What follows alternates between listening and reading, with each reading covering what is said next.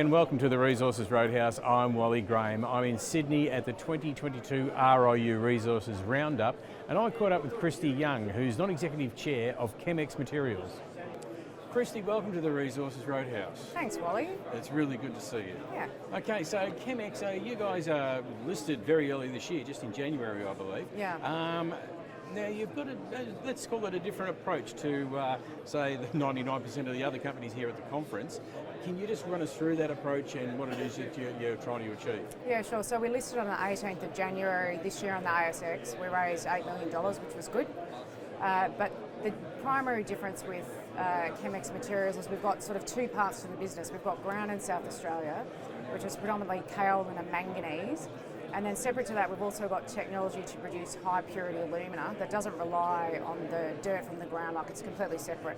And for that, we use a chemical feedstock and we turn that into high purity alumina. So we've proven it at bench scale and we've got a provisional patent launch for that, but they are two separate parts. All right, so very interesting materials there. So you've got, as you said, the alumina and the kaol. Okay, let's go for the alumina first. What is it used for?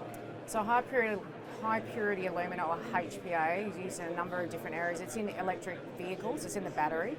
So pretty much every EV battery has it in there.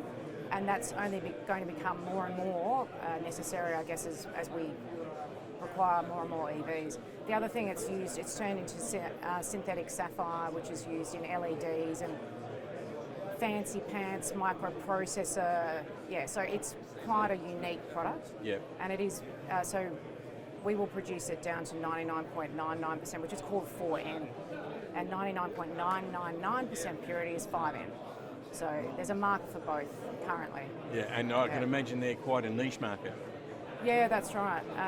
I mean, there are certain players around the world that do produce it, but it's quite a energy-intensive way of making it. In Australia, there are a few different organisations looking to make it as well, and you can turn kaolin clay into high-purity alumina, but it's very expensive and very energy-intensive to do.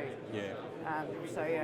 So your kaolin, what are you going to be doing with that? So there's a host of other possible uses for kaolin. You can use, it's used in ceramics and typical things, but there's also other emerging markets. Use in, I can't really say some of them, but we're exploring ways of, it's sort of decarb because kaolin's very inert. It doesn't emit many greenhouse gases when it's used, and it can be replaced in certain things. Yeah. So we will look to add the most value to what we have over there, and we're really all about the environment. So you've got to make money, of course, as a company, but you can do it in a sustainable way. Yeah. So.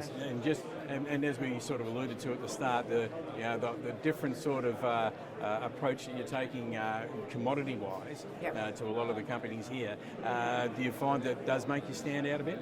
Yeah, it does. Interestingly, in South Australia, so obviously being a young company, we've started to do our drilling recently. We finished our first lot of drilling in the Eyre Peninsula, South Australia, in February. We're also assaying for other things because some of our neighbours in the area have come across rare earths. Whether or not we have them or not, we don't know. We will assay for them and check that. So I'm a mining engineer, right? So I'm like, we just have to see what we have. Once we know what we have, we can figure out what to do with that.